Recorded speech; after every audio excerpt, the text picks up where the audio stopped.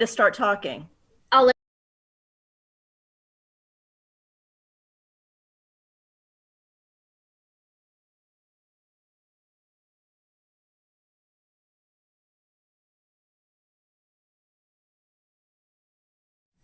Okay.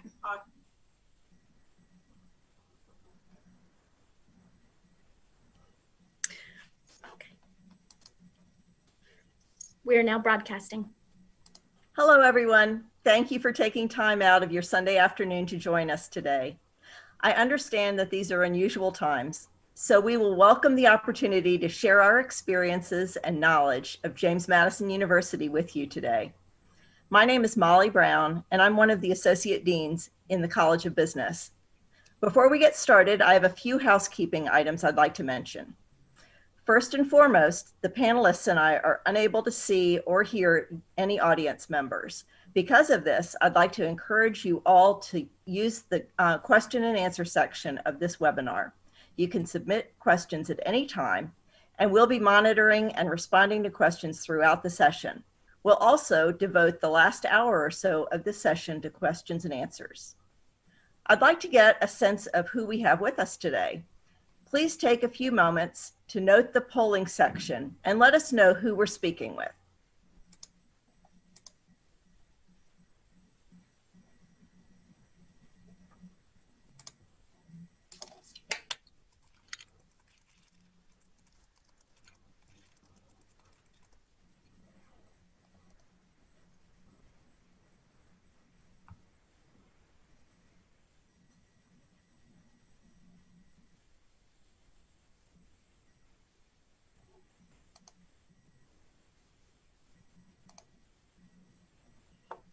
That's great. It looks like we have a whole lot of high school seniors, and we hope to see you at JMU next fall.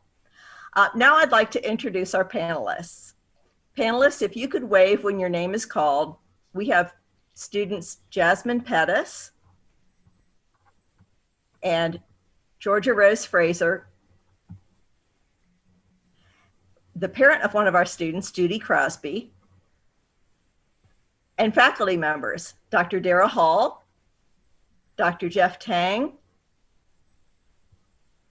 Dr. David Jones. Oh, I guess I should say who you all, what you actually do, right? I'm sorry, let me start with the faculty again. Dr. Hall is Executive Director of Teacher Education and Student Success with the College of Education. Dr. Tang is Associate Dean of the College of Integrated Science and Engineering and Teaching Professor in the School of Integrated Sciences. Dr. Jones is Director of the JMU Washington Semester and Professor of Political Science with the College of Arts and Letters. Okay. Dr. Kirk Armstrong, Professor and Academic Unit Head with the Department of Health Professions. Trent Pace. He is an admissions counselor with the Office of Admissions, and Lauren Houlihan, Assistant Director of the Office of Admissions. We'll start off the session by hearing from our students, Jasmine and Georgia Rose. Hi, everyone. My name is Jasmine Pettis, and I am a junior health science major with a double minor in chronic illness and Asian studies from Chester, Virginia. And I just wanted to, first tell you all how I discovered JMU and why I decided to come here. So when I was, I think, a junior in high school, I was in the middle of my college search and I came across pictures of JMU and I was like, wow, this campus is absolutely gorgeous. And I kind of just tucked it in the back of my mind, not thinking about it twice. And then I went back to school and our guidance counselors kind of just let us know about all the colleges that were coming to visit us and just tell us more about, give us information about the admission process. And I remember seeing JMU on the list and I was like, hey, that was the college I kind of thought about, researching, and I signed up. I heard everything the representative had to say and everything about the admission process, all the resources. And I remember vividly her saying these pictures do not do the campus justice, and you need to visit campus. So I signed up for an open house, I believe, and my tour guide was actually from my county and he was so welcoming, so nice. It was you were visiting old friends. So when I was talking to him, I was able to ask him questions that I guess I would be too shy to ask. And he was just so welcoming. Everybody was so welcoming. And it felt like home. It gave me that like warm feeling that I was supposed to be there. And I am happy with my decision. So yeah. Hi, everybody. My name is Georgia Rose. I am a senior dance major with a minor in pre-physical therapy from Sharon, Massachusetts. So I was born and raised in the Northeast region. And I had never heard of James Madison University before my junior year of high school. I knew one thing about college, and that was that I wanted to travel, I wanted to explore, I wanted to get out of New England. My parents were not very happy with that, but they went along with me. And I found James Madison University. Similar to Jasmine, I fell in love with how beautiful the campus is, especially now in the fall. But what really stuck out to JMU for me was when I toured, I felt this instant connection with the community. I was just there for a day, but I still felt like I had known these people forever. On my tour, I was fortunate enough to actually meet with one of the faculty members in the dance department. And what has always stuck out to me about that meeting was her first question to me was not, what is your favorite style of dance, or why do you want to join our department?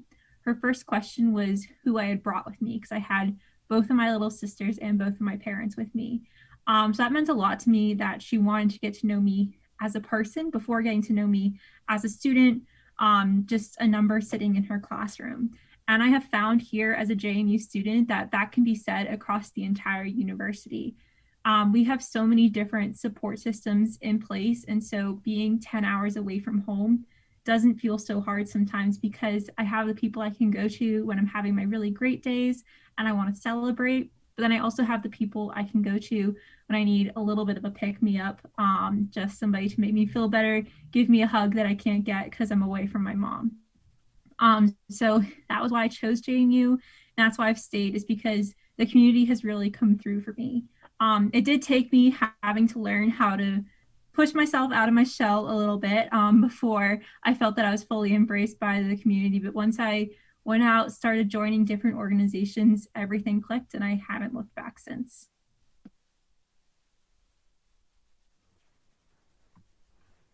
Great. Thanks so much, Georgia Rose and Jasmine. Now we would like to offer a taste of what our university is truly like. We have a short video to share with you. Bear with me for just a moment while I share my screen with everyone.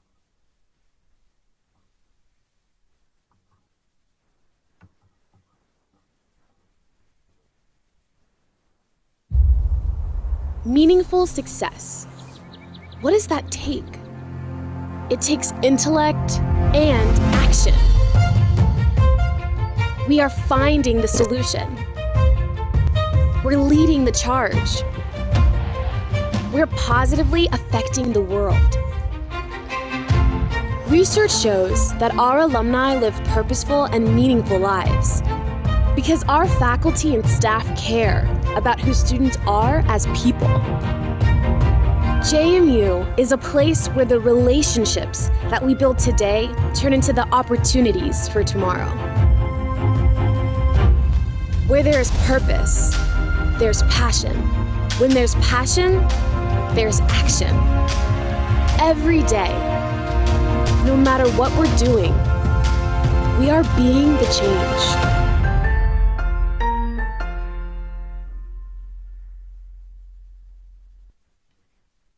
Now I'd like to turn things over to Trent Pace from the Office of Admissions.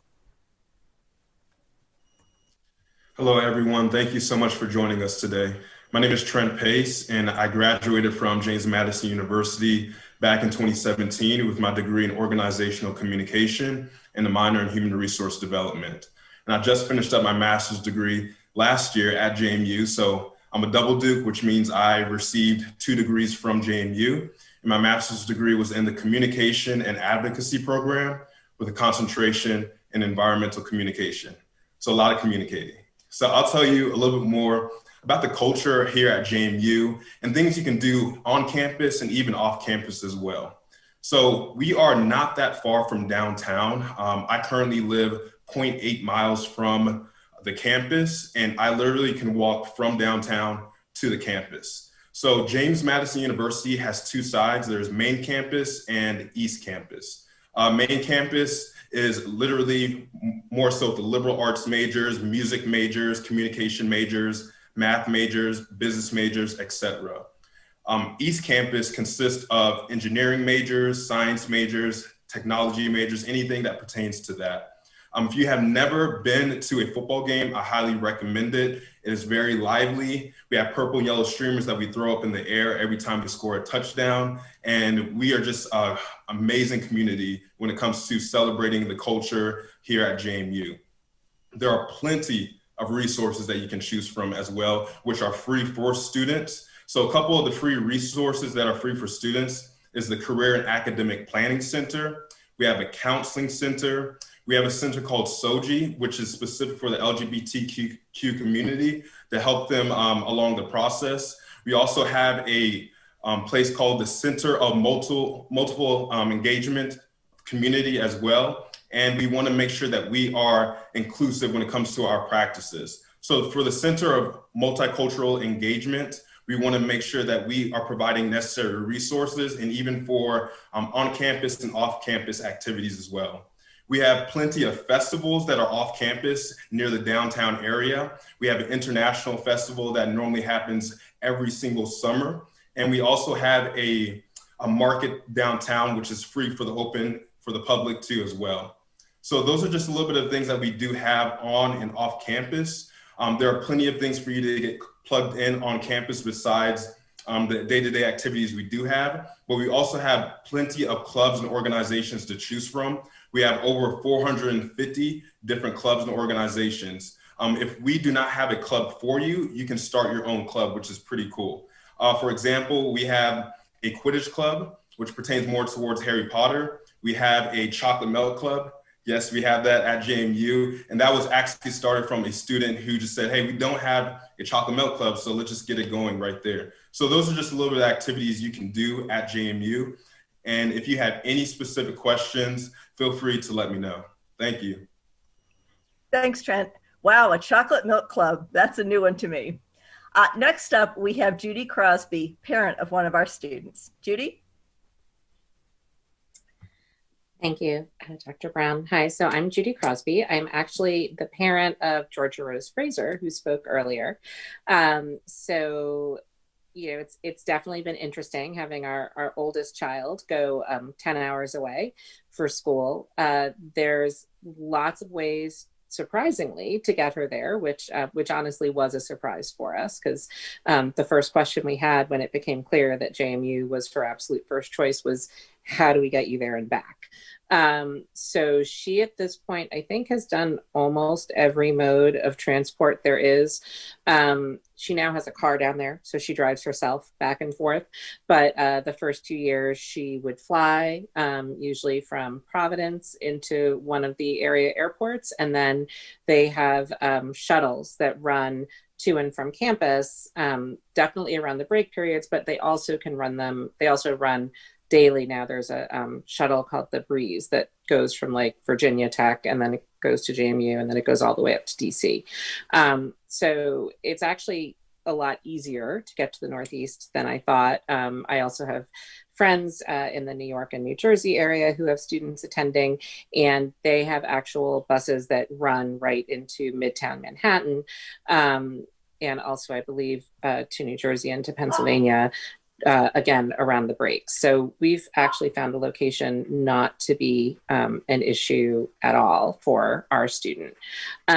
I also wanted to share a little bit about safety, because I know a lot of parents always worry about this. I certainly did with, again, sending my first child off to school. JMU takes safety very, very seriously. We've never had an issue.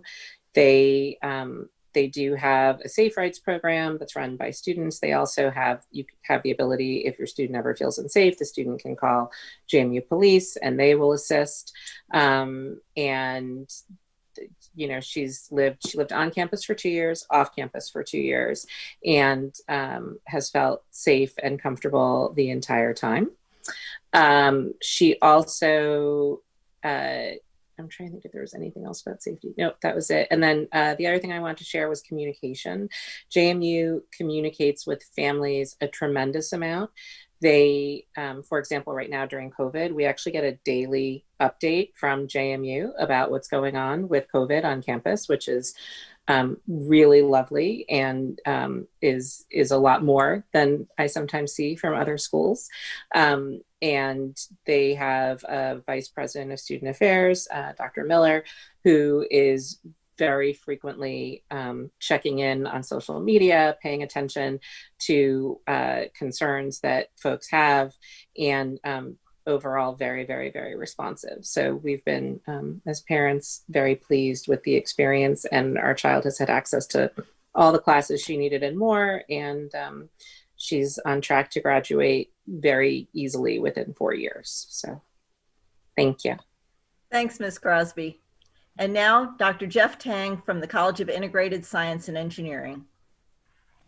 Hi, everyone. I hope you can see me through the nice mid-afternoon sun here in Harrisonburg. So I've been at JMU over 15 years now, and I couldn't be happier to be here. My background has included attending universities, major research universities in the Midwest, on the East Coast, and in another country. And I have to say that those places were great to attend. They're great to be affiliated with. But JMU really blends together some of the advantages that you get from a larger institution with a much stronger teaching focus than any of the places that I attended when I was going through my education. So we have football games, it's 20,000 people. We have the whole range of clubs, including the Chocolate Milk Club you heard about. And you get that sort of full range of experience where you're not just with the same small group of people all the time. You get to interact with new groups of people as you grow and evolve as a person. JMU is there to accommodate whatever growth you go into, whether that's on the personal side of things and your friends and your interests, but also on the academic side. So a lot of places you may go thinking I want to be this major, and then you get into it and you realize that's not really what you want to do. And at JMU, we have that broad range of majors, but most large institutions that have the range of majors, the range of opportunities, tend to be much more focused on research. That is, faculty members, when they get evaluated, they're really evaluated based upon how many publications do they have, how much grant revenue do they bring in, how many PhD students do you work with. And as a PhD student, it was great to have all that attention, but that's really where the focus of faculty members at a lot of those big research universities are at. They're really with the graduate students, really with their research, and the undergraduates often are second thoughts. That's not the case at JMU. The faculty teach, and we like to teach. We came here because we wanted to interact with undergraduates. When we still do research, but the research projects we do tend to integrate undergraduates into the research projects rather than having them be, just sort of very lowly assistants. They really get in. They're often co-authors. In my college, in the College of Science and Math especially, I know that we have lots of student co-authors who are producing published material while they're still undergraduates. And there really are lots of opportunities to get your hands on equipment, to be involved in various kinds of research or projects in the community. We're a very engaged place and we care a lot about the community that we live in. And that's true of all students. It's probably especially true of honors students, and there certainly are opportunities to get involved in our honors college. Honors college majors have another major, and then they're also in honors. It takes a separate application. You can ask in the Q&A time if you're interested. But the research opportunities we have aren't just for the honors students. They're really for everybody. And so I think that is the great thing about JMU, is it just provides this blend of a large institution that really is focused on outstanding undergraduate education, be that in a lab, in a classroom, or when we have to over Zoom or WebEx. Thanks. Thanks so much, Jeff. And now I'd like to talk to you a little bit from my perspective. Like a couple of the other people that have already spoken, I am a double Duke too. I went to JMU shortly after it became a university, and I graduated in the 1980s. I left and started my career, started a business with my husband, and found myself back in the Valley when I decided to come back to graduate school. And I started taking classes in accounting. I had never taken an accounting class before. And I found that I loved it, and I loved the atmosphere at JMU. I loved being back at the school. So a few years after completing my master's degree in accounting, I had the opportunity to come back and join the faculty on the School of Accounting. A few things that I would just like to sort of brag about are the success of our students. We get so excited when our students, especially in the College of Business, but certainly from all of the other colleges, go out into the world and find great success. In our School of Accounting, in the last 10 years, we have been the #1 school in the nation on the pass rate on the CPA exam. A few years ago, JMU College of Business was named the #1 school in terms of return on investment. That's comparing the earnings 5 years after graduation with the cost that it took for students to attend. So we were pretty excited about that. And then the last 2 years, the U.S. Department of Education has named JMU the #1 school in Virginia for getting a job. And that's not just the College of Business, but that's the entire university. There are lots of ways that we in the College of Business interact and include students from all over the university. One of them is the Gillum Center for Entrepreneurship, which resides in our brand new College of Business Learning Complex that just opened this past summer. In the Gillum Center, students can join one of 4 different student organizations. They can take part in a summer venture accelerator. Students in the venture accelerator pitch an idea. They form a team and they pitch an idea to be accepted into the accelerator. And then they spend all summer learning how to get their business off the ground. They go out and they're able to pitch their ideas to investors. They bring in real money. The first year that we had the Venture Accelerator, our 8 student ventures they brought in about $10 million in venture capital, and they have started some real companies from all different parts of campus. There were some students from the School of Music that paired up with some students from engineering, and they started a company that made adaptive musical instruments for young students with different physical disabilities. You compare that to, we had a group 2 years ago that started a company building, if you can imagine, a goat watering machine. So one of the students grew up on a goat farm and needed some equipment to get fresh water to his goats. And it turned into a real company. So if you have an entrepreneurial spirit, I encourage you to look at JMU and look at how you might be able to incorporate entrepreneurship into what you're passionate about. So again, you don't have to major in business to get involved in that. In the College of Business, we also offer a general business minor. So if you are really passionate about something like dance or theater or art or graphic design or engineering, but you want a little bit of business as part of your graduate education, you can certainly do that. At JMU, we kind of connected to the Center for Entrepreneurship, we have what's called the X Labs. And in the X Labs, you can take a class where you go to class in a maker space. And it's very flexible what you do in that class. You have people who are experts helping you along the way. You have all kinds of really cool equipment. And that's something else that you can get involved in. I always get excited when the X Labs has workshops that the faculty can sign up and we can go in and use their 3D printers and all of those kinds of things. So now I'm going to turn it over to Dr. David Jones from the Political Science Department. Dr. Jones. Thank you. Thank you, Molly, and all the organizers and all of our guests. I really appreciate you showing up this fine afternoon. So I'm a political science professor, and I oversee our Washington semester program, and I'll tell you about that in a few minutes. But I come to this experience with experience as a parent of somebody who just recently went through this process. My son is a sophomore in college, and what you were going through right now is fresh in my memory. And I know I'm familiar with all the questions that you have and all the decisions that you're trying to make. I know from that process, because my son looked at, ultimately dozens of schools. I left that process feeling even better about a job I already love, and that is teaching at JMU. We stacked up extremely well. And I say that's especially true in the classroom, just to affirm what my colleagues have said. JMU faculty take teaching very seriously.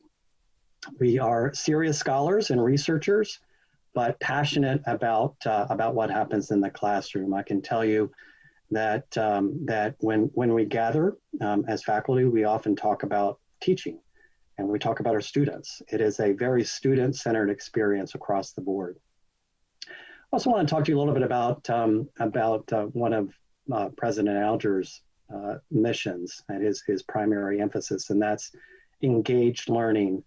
And so that's certainly what I'm involved in with Washington semester. We have examples of engaged learning across the campus, across multiple departments, in the classroom for sure, but also beyond the classroom. So when we talk about engaged learning, that's applying what you learn in the classroom to the larger experience.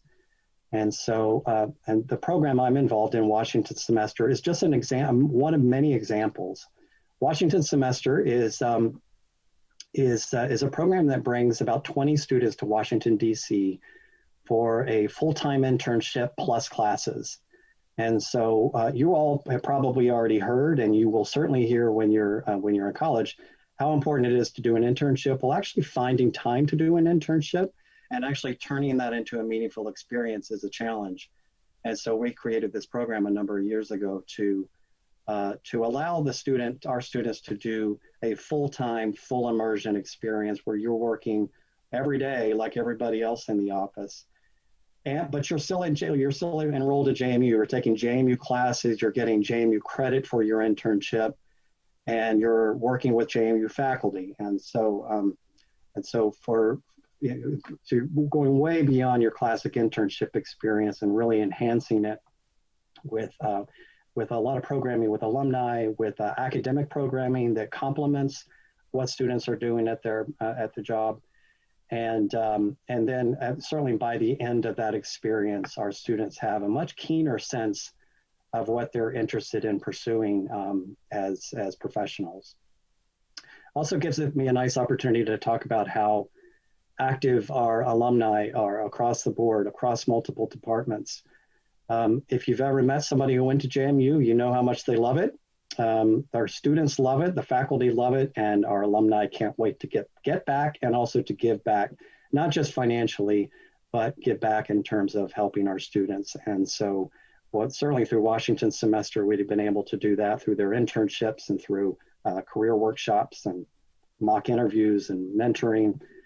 But I'm just amazed at how often we see alumni return to campus, not just to go to football games, but to help students thrive in the classroom, but more importantly, once they leave JMU. I'm looking forward to hearing your questions, and I hope to see you here next year. Thank you very much, Dr. Jones. Next up, we have Dr. Kirk Armstrong with the Department of Health Professions.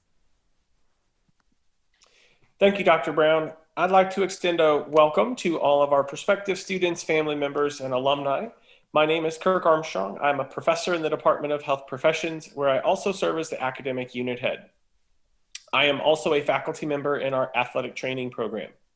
I'm currently in my third year here at JMU, and I chose to come to JMU because of the student-centered focus on faculty excellence in teaching. So I myself attended a private institution for my undergrad with about 5,000 total students. And when it came to choosing an institution, I chose this institution because of the relationships that faculty had with their students. And that's one of the reasons that I came here at JMU, is even though there are many more than 5,000 students, that faculty really have the ability to connect with students. And I myself really like the opportunity, as Dr. Tang said earlier, to work with students through the research process. So in my 2 years here and just in year number 3, I've worked with a number of students, mentoring them through the research process and help them to present at the state, regional, or national level, but also having the opportunity to mentor students, be lead author on a peer-reviewed publication. So giving students that opportunity to help build their curriculum vitae or their resume, so that when they go to graduate school or potentially even into the workplace, that they have something that's going to help them to set apart. And that's one of the reasons that I chose JMU, because I love teaching, I love the excellence in teaching, and I love being able to work with students in that manner. Within the Department of Health Professions, we have 5 academic programs, 2 undergraduate majors, a Bachelor of Science in Dietetics, and a Bachelor of Science in Health Services Administration. We have 3 graduate programs, a Master of Science in Athletic Training, a Master of Occupational Therapy, and a Master of Physician Assistant Studies. Each of our programs has the primary goal of developing the next generation of health and healthcare professionals. What's unique about our program is that we really provide opportunities for those close faculty relationships. We have small class sizes, anywhere from 20 to 30 students per class, which means that as a faculty member, we get to know our students by first name within the 3rd or 4th week, if it even takes that long. And we're going to have the same students for multiple semesters. Because we have these small class sizes and the nature of our programs, we're going to have the students for multiple semesters. So we really get that opportunity to develop those meaningful relationships. We also have the opportunity to have those really transformative learning experiences, as Dr. Jones was saying. We embody the university's vision of becoming the engaged university. All of our students will complete either a practicum or clinical experience where they actually get to apply the knowledge and skill they're learning in the classroom within the context of patient care. All of our programs also do have some sort of student research component. So again, this is where we get the opportunity as faculty members to work with our students, whether it is through state, regional, and national presentations or publications. I'm also going to share with you oh Lord, of course my phone would ring even when it's on silent. I'm going to share with you a number of resources related to the Student Success Center. Our Student Success Center is located in the heart of campus and includes a variety of food options, study spaces, but it also serves as really the hub of many of our campus activities. So some of these centers or places include the Madison Peer Advising Center, where you can get help with a variety of your classes from a peer advisor. The Science and Math Learning Center, where you can get help in tutoring from someone specializing in math or science. The University Writing Center, English Language Learner Services, Career and Academic Planning, which is going to assist in helping with locating internships, helping with your resumes, cover letters, as well as interview preparations as you prepare for those activities. The University Counseling Center, the University Health Center, a pharmacy, as well as the IT Help Desk. So all of these resources are within the Student Success Center, which really is set up to be a one-stop shop for you as a student, that you can go to one building and have many resources. Another popular center on campus is the Madison Student Union. This is another hub which offers a variety of food options, as well as student support services, including Fraternity and Sorority Life Center, the Center for Multicultural Student Services, the Center for Student Activities and Involvement, our University Student Government Association, the Duke Center, which is a student leadership center, as well as the University Program Board. So again, these are a couple of resources that are available to you as students that I just wanted to make sure that we highlighted throughout this presentation. Thank you so much, Dr. Armstrong. Now, Dr. Dara Hall with the College of Education. Hi, good afternoon. My name is Dara Hall. and I am also a double Duke. I have earned my PhD at James Madison University and in strategic leadership. I also have been a faculty member at JMU for the past 16 years. I also am from the Northeast, where you're from. I grew up in New York, and I've had the opportunity to live, study, and work all over the country. I've lived in the Northeast, in the Pacific Northwest, in the Southwest, and then for the last 16 years here in the Valley, Shenandoah Valley in Virginia. And I have to say, this is probably the prettiest place that I have ever lived, and I've lived in some phenomenally beautiful places. So that is one thing that I love, and I was able to join here. I have a spouse who's also a professor at James Madison University, and together we've raised a family here. I also know what it's like to have a child get ready to go to school. My oldest is in her 3rd year, and I have a junior in high school. So I definitely understand a lot of what you're trying to make decisions about. So I'll tell you a little bit about me and about my position. So I am a faculty member in the College of Education, and I serve as the executive director of teacher education and student success. I direct an office called the Education Support Center, and I get to work with all of our teacher preparation programs, which are across the university in almost all of the colleges in the university. So students that want to study to be a teacher at the grade levels, elementary, middle, secondary, for special education, but also for people that want to study, let's say, TESOL, teaching English to speakers of other languages, or that they want to be a foreign language teacher like French or Spanish or German, or art, people that want to be art teachers and music teachers, both instrumental and choral, theater teachers, PE teachers, physical health education, and then we even have a dance education program. So I have that opportunity to work and help our students with everything from admission into JMU to admission and advising into our pre-professional program. And I also do set up the programs you heard a little bit about for the health programs, that there are internships. We have internships, field experiences, practicum, and student teaching at schools, and I'm a partner with our P12 schools across the state, and our students are able to go into those schools and do their field experience internships. And then I get to be the person that signs off on everybody going in to get licensed, which is a wonderful thing to be able to do.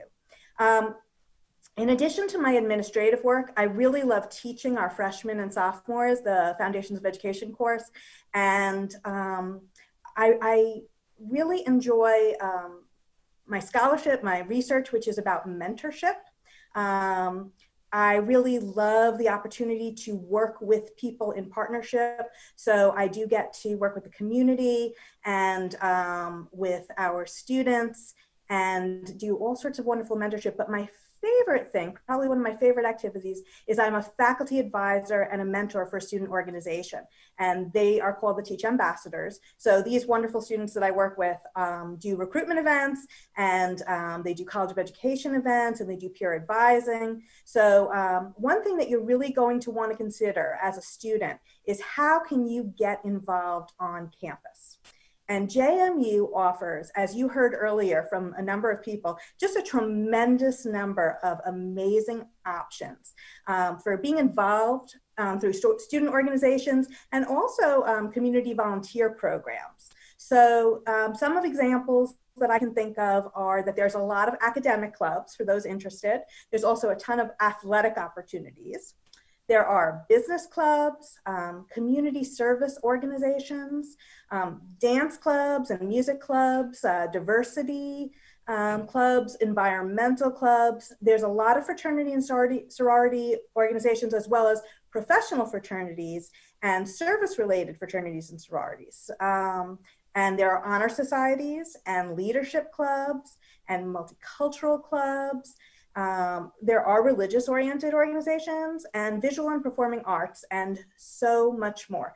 So just related to education, because that's my expertise, I know we have organizations like Future Teachers of Social Studies and Future Teachers of ESL, TESOL, and a National Association for Music leaders, and we have national science teachers and future teachers of color, and our honor society, which is Kappa Delta Pi, and the Student Virginia Education Association. And then there are organizations that are attached to working in the schools, for example. So we have an organization called ROTE, which is Raising an Organization of Trained Educators. And that works through our Harrisonburg City schools.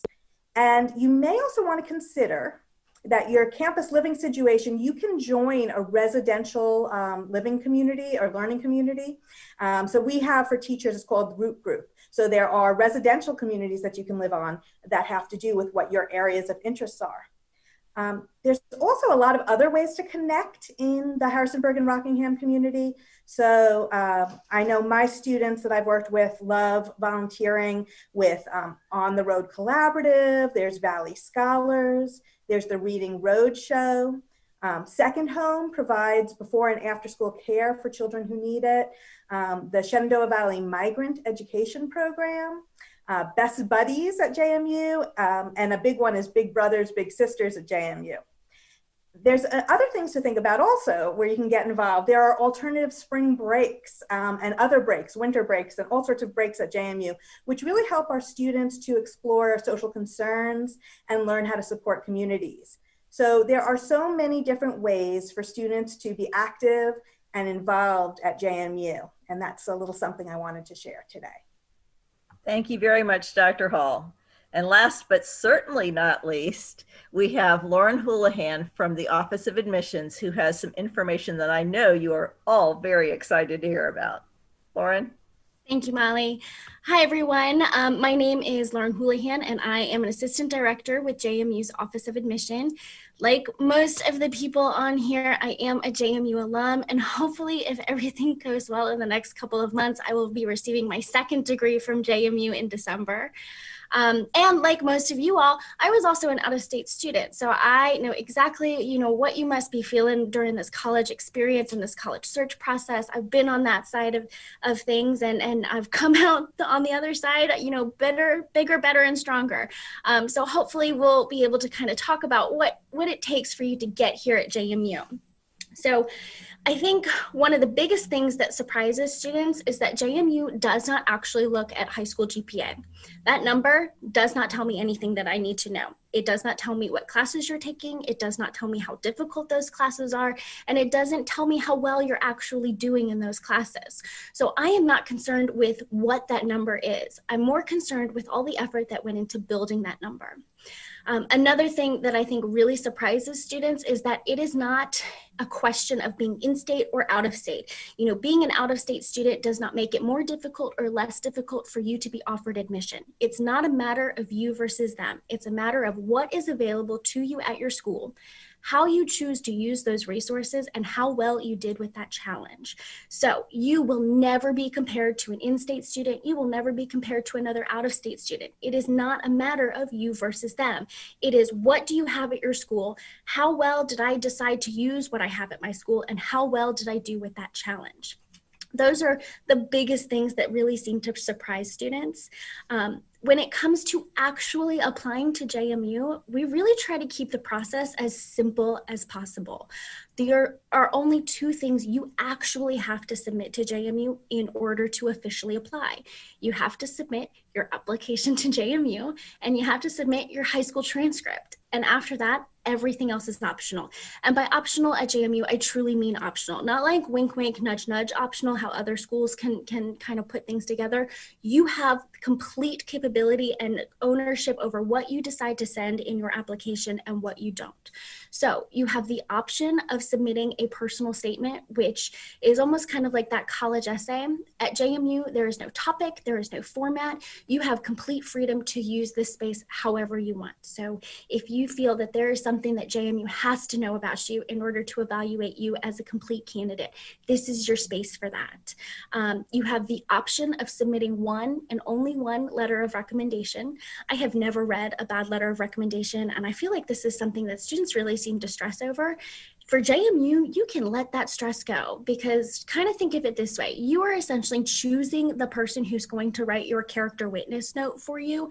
You're not going to choose somebody bad, and somebody who says, yes, I would like to write a letter of recommendation for you is not going to submit a terrible letter on your behalf. So just let that one go. You have the option of submitting SAT or ACT scores. Even when JMU required SAT and ACT scores, we've been test optional for, I think, going on 4 years now. Even when we required it, we have never made decisions based off of SAT or ACT scores. We have always placed significant more emphasis on 4 years of high school versus 4 hours of testing. So in COVID era, I know that there's a lot of tests that are being canceled. Do not worry about that for JMU. Do not send your test scores if you don't want to. In fact, I usually encourage students, if it comes down to paying for your test scores, don't pay to have them sent to JMU. I do not need them in order to make a decision. You also have the option of including your extracurricular activities. JMU naturally seems to attract students that are heavily involved in their campus and in their community. So I already expect students to be fairly involved. I do not need to see every single little thing. You choose that top, 1, 2, 3 things that you place the most value into. It makes no difference what it is to me. It's not a matter of what is important to me. It's a matter of what is important to you and how you decide to showcase or build your application. But in truth, everything that you need to do in order to get into JMU, you've really already done, because, as most of you indicated, you're mostly seniors in high school. Everything is done right now. All you have to do is submit your application.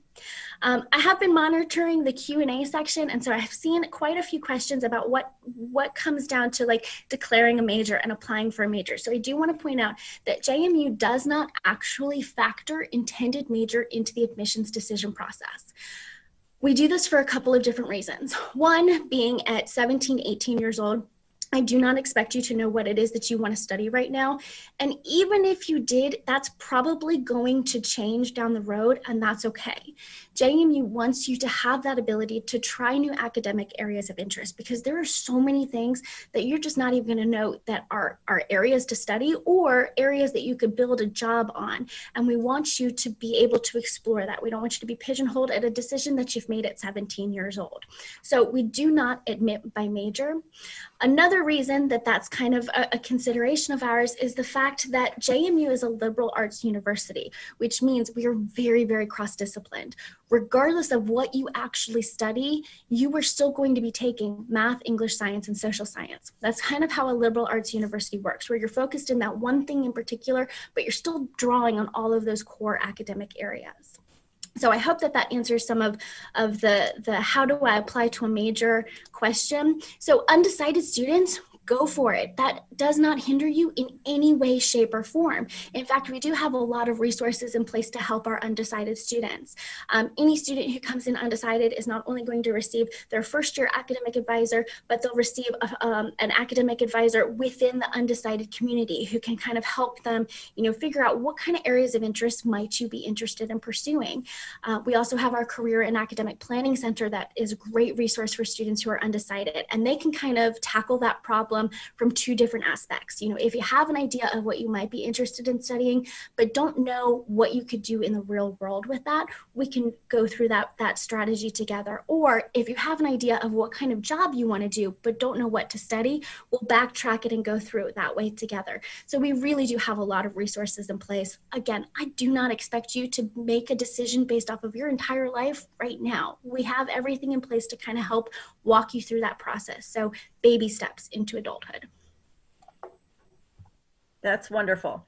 Now, if I could ask the rest of my panelists to go ahead and turn your videos back on, we'll go to the Q&A. Boy, after listening to Lauren, I feel a lot more relaxed about getting into JMU and the application process. Okay, so I'm going to read or summarize a question, and if I could just have my panelists maybe raise their hand if they feel like that's a question that they would like to answer, that would be great. Okay, so I'm going to start off with the elephant in the room. How has COVID-19 affected the campus life at JMU, and what does school look like now at this moment? Are there online classes only or both? Okay. Okay. We'll take it from a student perspective and then a faculty perspective. So we're going to start with Georgia Rose, and then we're going to go to Dr. Tang. All right. So this being my 4th year at JMU, it definitely, I can say, is different. But the way that they have changed campus for a COVID-19 period has not impeded how we access our university. So we do have a variety of class options. We have classes that are online and synchronous. So everybody is logging onto a Zoom call such as this with the professor at the same time and getting instruction. We have online classes that are asynchronous. So you are given modules of work to do to turn in at the end of the week. We also have classes that are still meeting in person. Some of them are hybrid if they have a larger section size. So the class is divided in half. That's what we're doing for one of my classes right now, my ballet class. So I get to go in on Tuesdays and be there in the classroom with the professor. And on Thursdays, I Zoom into the class. But sometimes if somebody says, oh, hey, I can't make it on Thursday, then she'll offer up the spot to somebody who's on Zoom. So those are the different teaching options we have. As far as accessing the community and the resources, JMU's campus is still very much open. Our libraries are open, our dining facilities are open. Yes, they all look a little bit different. We are social distancing. A lot of dining facilities have transitioned to have mostly to-go options. There's been a ton of people eating outside on the quad, which has been really nice. It's going to get a little bit difficult as it gets a little chillier here. But also JMU has given resources to all of the different clubs and organizations so that they can maintain meeting virtually. So all students now have a Zoom account that allows them to access those clubs and organizations.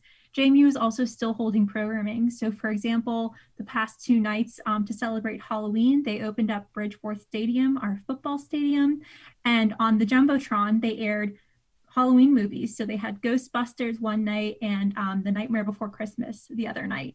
So students could reserve seats and sit on the field and watch those movies. Oh, that sounds great.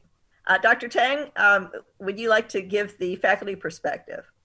Sure. I think Georgia Rose gave a really excellent overview of what's been happening. I can say as someone who manages space on the east side of campus, things are a lot quieter than they normally would be during a regular semester. It feels a little bit more like it would in May than it does in for the middle of the fall semester. And so the sort of buzz in the academic buildings is less. That also means the crowding is less. And so there's actually some positives that come along with it.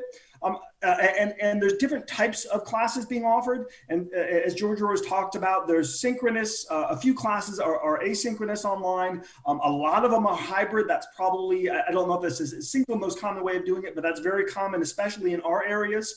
We do a lot of lab classes. And so those are really tricky to do fully online. In some cases, the faculty in those areas have been able to transition to fully online, but many other cases, we're keeping the portions that have to be in person, and the portions that can be done online, we're trying to do online. My colleagues, I know throughout my college, but I think across campus, really have been fantastic in stepping up. We tried to come back a little more aggressively in person, got set back. We're now kind of approaching it again with an in-person approach, but a little more dialed back. And through it all, I think what faculty members have stayed focused on is student success. I think there's a general awareness that this is really hard on everybody, right? Everything's impacted by COVID-19. I'm really sorry that your generation is having to go through their last years of high school with it. Unquestionably, there'll be some impact on everything, probably through this year and into next year. But I think that focus on student learning, caring about what's happening, wanting to check in with students, and if we're losing students, either because they're emotionally challenged, they're checking out, I think that's an advantage you get with a place like JMU, where we really do want to make those connections with individual students. Like Dr. Armstrong mentioned earlier, that's the reason why we come to JMU, and I think that's true no matter what mode of interaction we have. Great. Thanks a lot, Dr. Tang. I know of a particular situation where a student's family has been hit very hard economically, and there are about 6 different faculty members in our college who are standing on their heads to help the student make it through, because we truly care about him as a person. Here's another question. What kind of accommodations does JMU offer for people with learning disabilities such as ADHD? Who would like to talk about learning disabilities accommodations? Okay, Ms. Crosby. So I actually saw my child start to raise her hand, but she had just talked, so I know she didn't want to. But so my daughter does attend JMU with a disability, and before she got started, she reached out to the Office of Disabilities. They were very, very, very helpful. This was pre-COVID, when people weren't used to doing things virtually, but she happened to have a job the summer before that meant there was no way she could get down to JMU for an in-person discussion with ODS, and she actually couldn't even reliably call them. So we did the unusual situation of mom calling to say, like, can I schedule this phone appointment for my child? Because she only has, like, she was working at a summer camp, and it was very, very specific in when she was available. And they were great. They took her 504 from high school. They took paperwork that was filled out by her treating physicians. They met with her. They talked about what she needed, what she previously had. A little bit of a difference when you are in college is it's different from the Individuals with Disabilities Education Act. So it's based on 504 of the Rehab Act, which means that you're entitled to reasonable accommodations, but you're not going to get necessarily specially designed instruction, so there's a difference there. They're not going to outreach to your student's professors. Your student has to outreach themselves. And if your student doesn't outreach, then it doesn't matter what the disability plan says. The professors aren't responsible for providing those accommodations until the student outreaches. Georgia Rose she now has it down pat. She outreaches at the beginning of each semester to each of her profs, sends them the plan, meets with them during office hours, and has never had a problem up until everything went virtual. She does have testing accommodations and other things. So she would take her tests in a testing center with extended time and whatnot. Now that's mostly handled online, since a lot of the classes are doing their tests online. But it's been a really smooth process, and I do feel comfortable speaking about ODS at I can tell you that at JMU it was very, very, very, very, very, very smooth compared to another school that I've had experience with for my other child. So great, thank you so much. I have a question about fraternities and sororities, and it asks if we have fraternities and sororities from the Divine Nine, and I am not particularly familiar with that, but it looks like Georgia Rose is. Georgia Rose?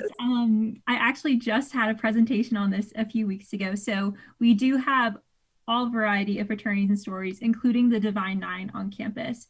So the Divine Nine are historically Black fraternities and sororities. They are operated through our Center for Multicultural Student Services, or CMUS.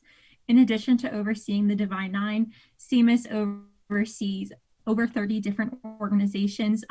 These different organizations can include Black Student Alliance, Latinx Student Alliance. They also oversee a variety of different religious organizations, so Christian affiliated organizations, Jewish affiliated organizations.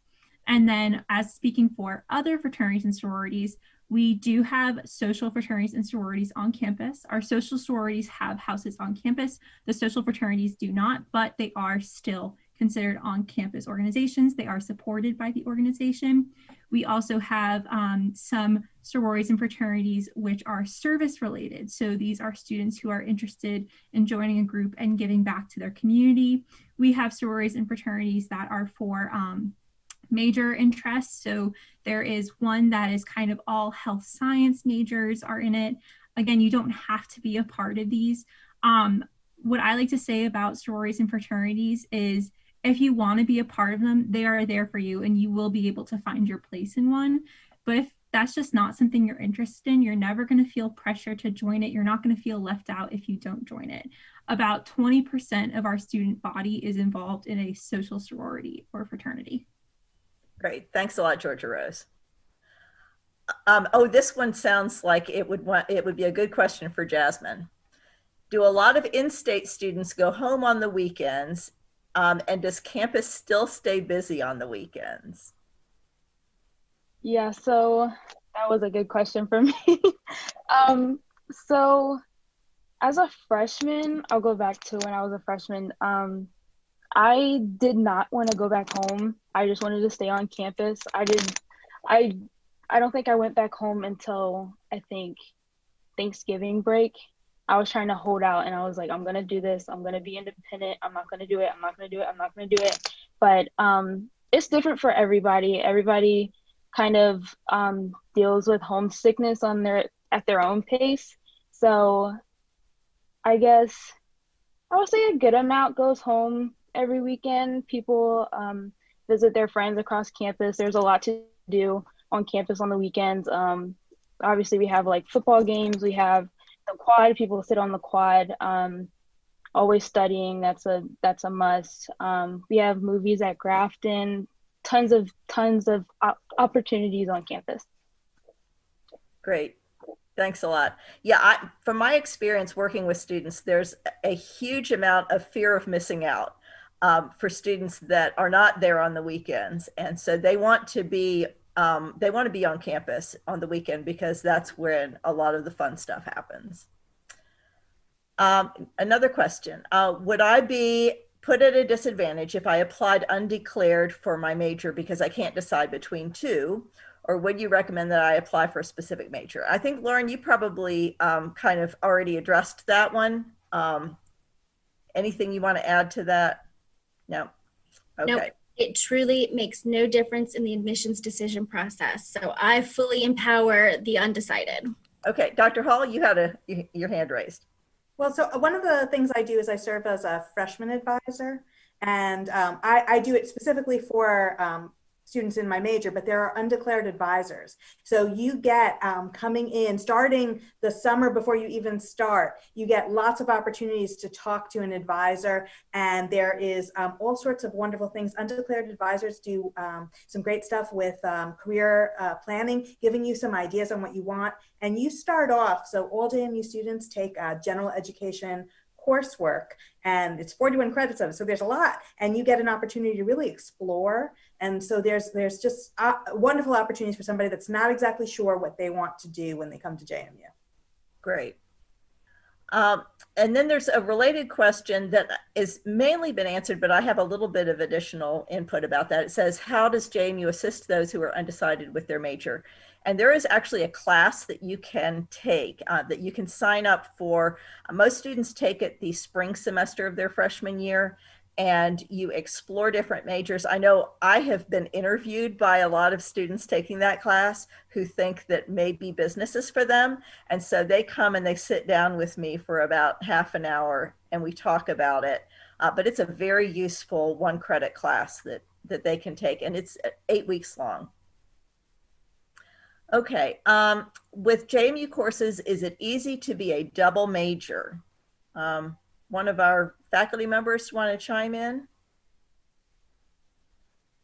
I'll start out with one little thing, kind of caveat. It is easiest to double major if both of your majors are working toward the same degree. So if they're both Bachelor of Science or both Bachelor of Arts or Bachelor of Business Administration, because you don't have a lot of extra degree requirements on top of your major requirements. Dr. Tang, you had your hand up. I would just say it depends greatly on the degree. We have degrees at JMU that are quite small, and it's very easy to do a double major, especially if you can double count some classes.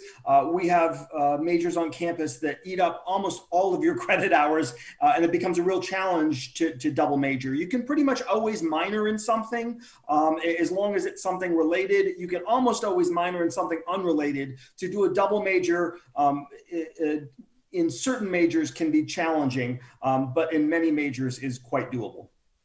I would add that the earlier you know, the better. Good idea. Careful planning helps. And of course, if you're bringing in credits from either dual enrollment or AP credit, it helps a lot. Also, if you're willing to put in a few summer sessions, that will help you complete that double major. But I know a lot of students who do that. Dr. Jones? Yeah, let me just add, so I'm representing arts and letters, and I'd say it's actually common, not the majority of students, but it's common for liberal arts majors to double major, and maybe, I think a very common one, for example, in our department, we actually have three majors. We have political science, international affairs, and public policy and administration, and it's common for, say, international affairs majors to double major in economics, or they might double major in two of our majors, and that's pretty widespread. Yeah, and actually in our economics department that's in the College of Business, we offer 3 different degrees for that very purpose. We have a Bachelor of Science, a Bachelor of Arts, Bachelor of Business Administration. So no matter what you're majoring in across campus, economics is a good second major. Okay, another question. My father graduated from JMU, and I have seen the campus many times over the years. I would like to see the new College of Business building. Are tours available? Okay, yes, I am meeting with a family in a couple of days that reached out to me because they're going to be on campus. Campus tours and the like are a little different looking these days, and I'm going to hand that part over to Lauren. But my email address is brownmg@jmu.edu, and I am more than happy to set up an in-person meeting. I also do Zoom meetings, but if you'd like to see the new building, I have a group of students that love giving tours, so please reach out and I will make that happen.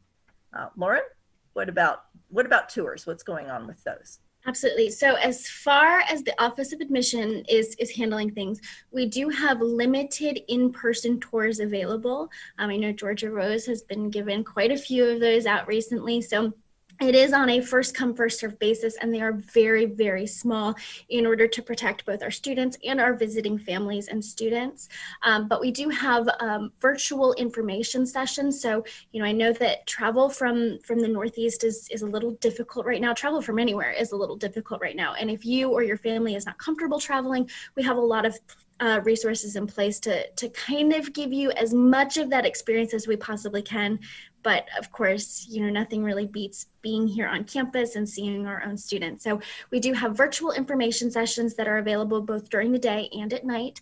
And we have virtual tour videos that are available, as well as the limited in-person videos.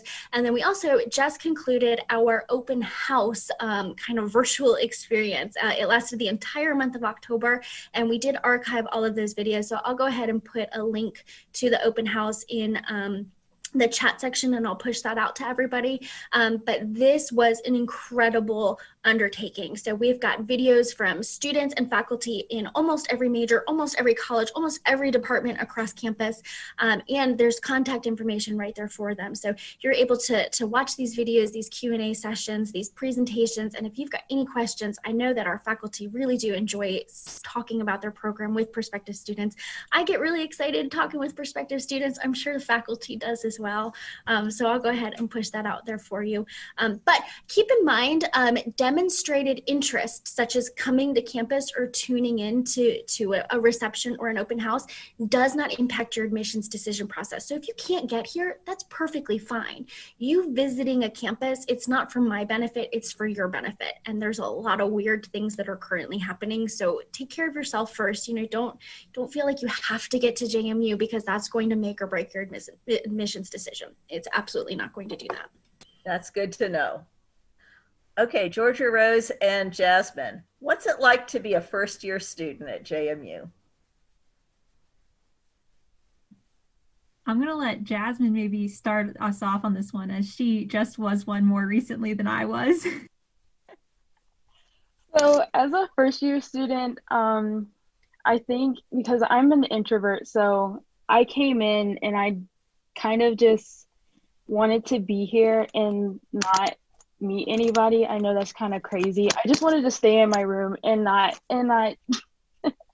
it's insane. But being here and seeing everybody on the hall and like just seeing how everybody like interacted on campus, I was like, man, maybe I should like talk to somebody, make friends, kind of reach out. I'm kind of getting bored. I'm lonely.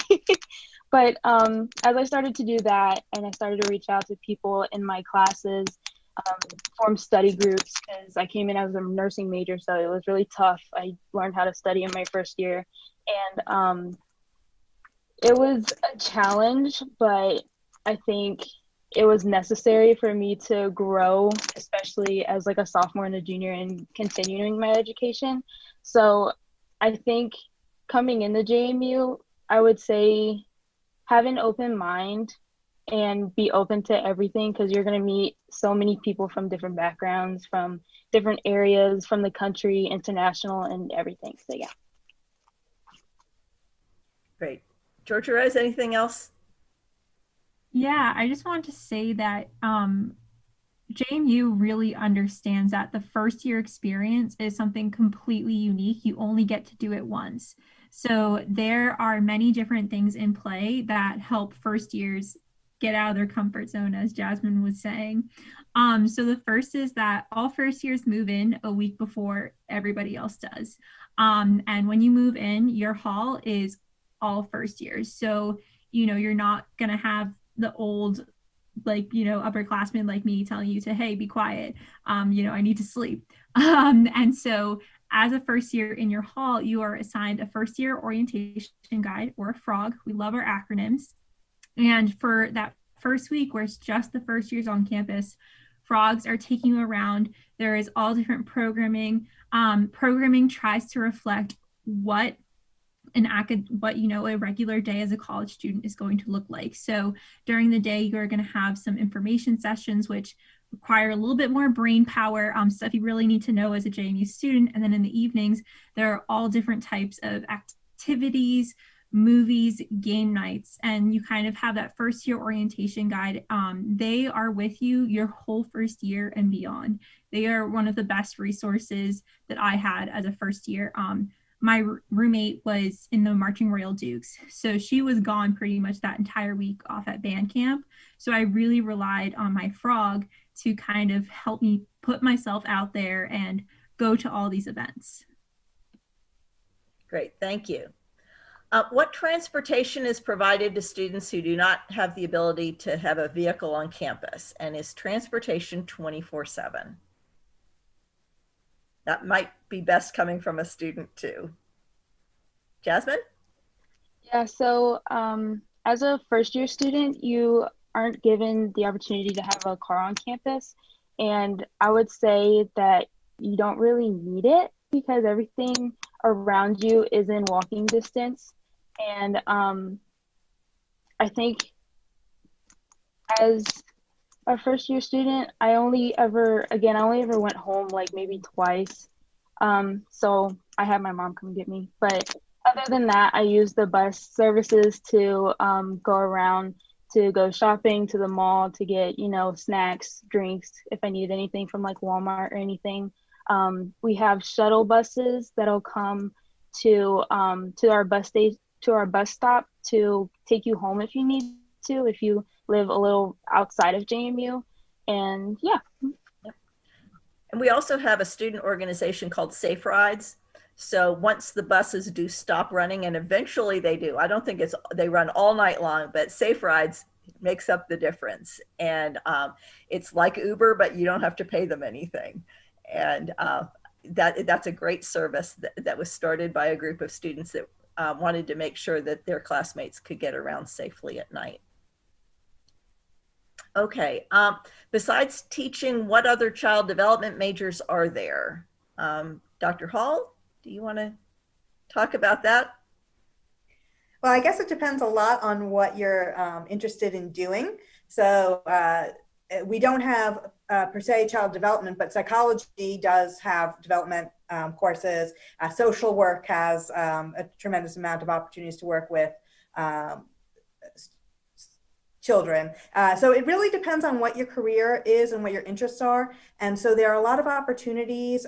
We have an entire office dedicated to helping people determine what would be the best fit for them, as well as those first year advisors I had mentioned earlier. So there are a lot of different opportunities depending on what you want to do with children. Maybe you're thinking in a medical field, in a pre-professional health field. So there's just like a lot of options to explore, and that's what it should be.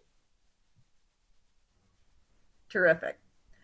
Do students often find jobs closer to JMU or out of state? I'm going to kind of chime in on that one, being from the College of Business, because I work very closely with students in their job search. And students will end up working where they would like to end up working. Yes, we have a lot of JMU graduates that end up working in the DC area. Somewhere a couple of years ago, I heard a statistic that in the Washington, DC metropolitan area, there are more JMU is the second school in terms of the number of alumni of a single school. Virginia Tech was number one, JMU was number two.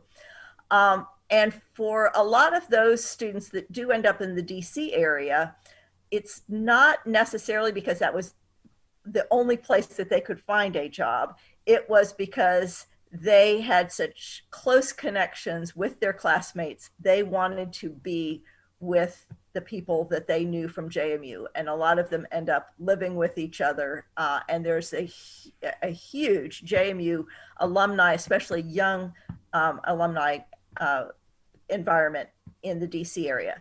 But at the same time, we in the College of Business send a lot of students to New York.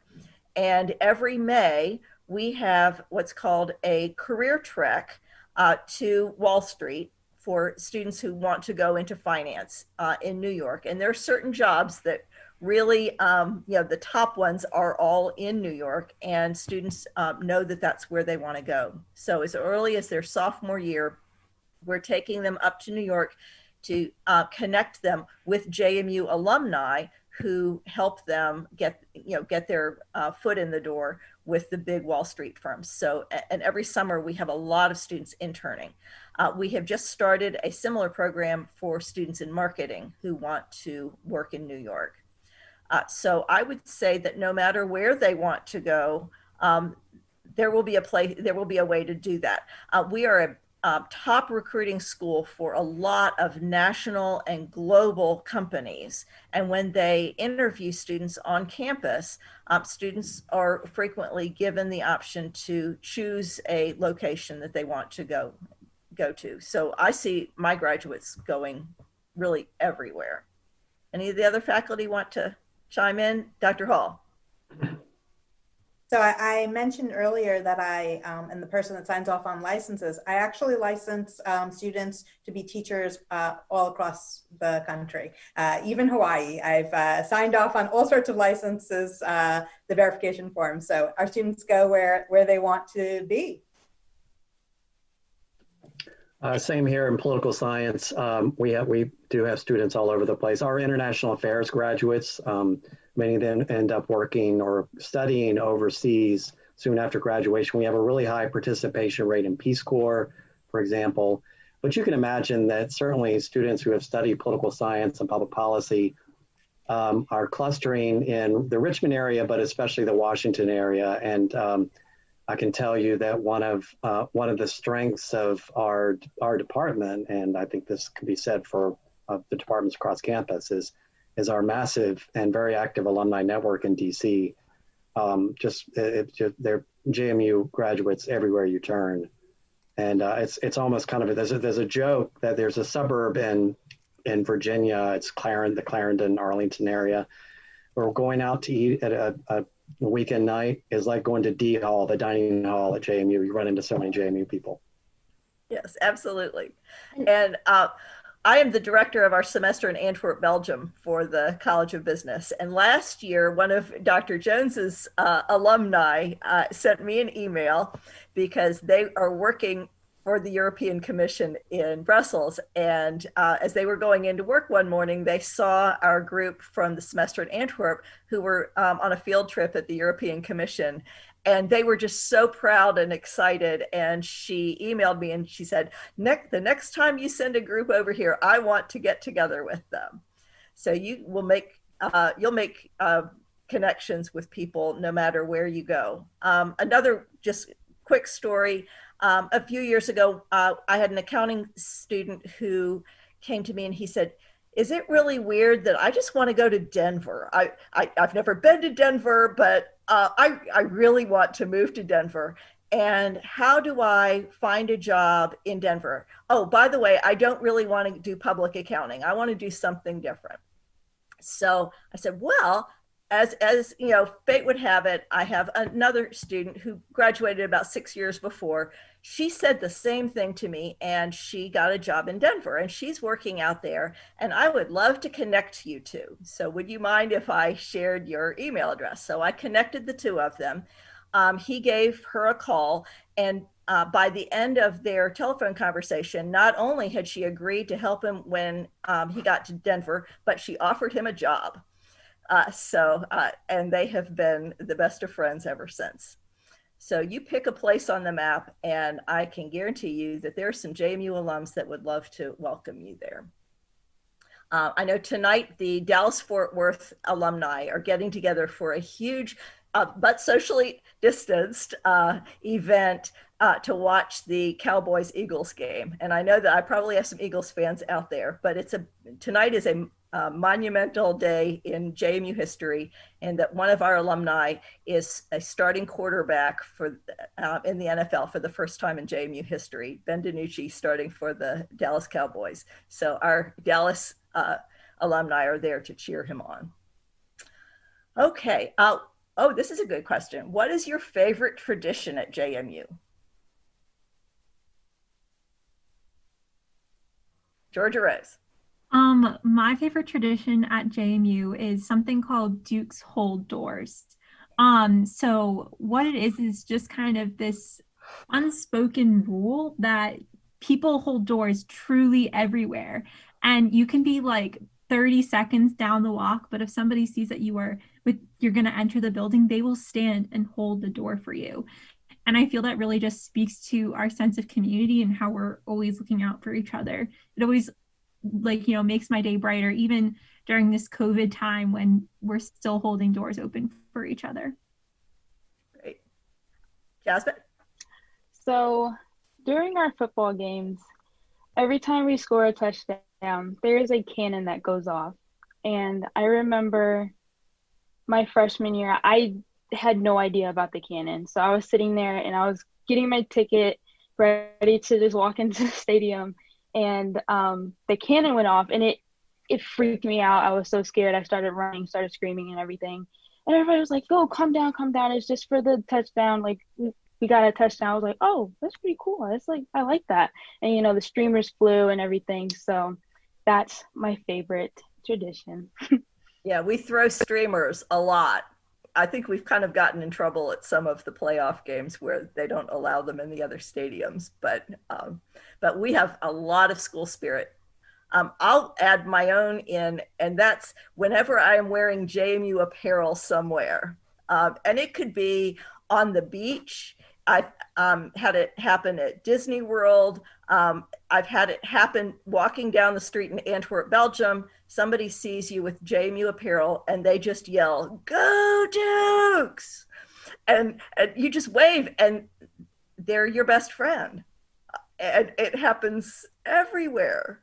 It's crazy. And my kids, my son and daughter who went to other schools because they didn't want to be around mom, that does not happen with their schools.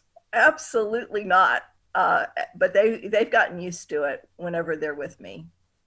And now my husband wears JMU apparel, even though he didn't go there, and people scream "Go Dukes" at him too. Any other ones? Okay. Let's see, for Jasmine and Georgia Rose, what do students tend to do on the weekends? What are some off-campus activities? What do you all like to do?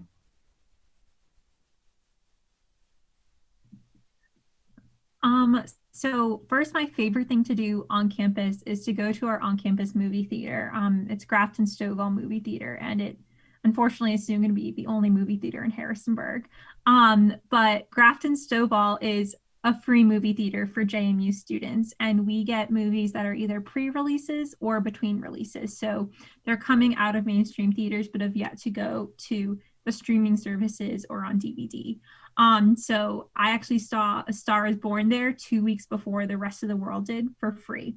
So that's my favorite on-campus activity. They have movies showing from Wednesday night until Saturday night, and it's 2 showings a night, 2 different movies. Off campus, I love exploring the local outdoors. We are about a little bit more than 20 minutes away from Shenandoah National Park.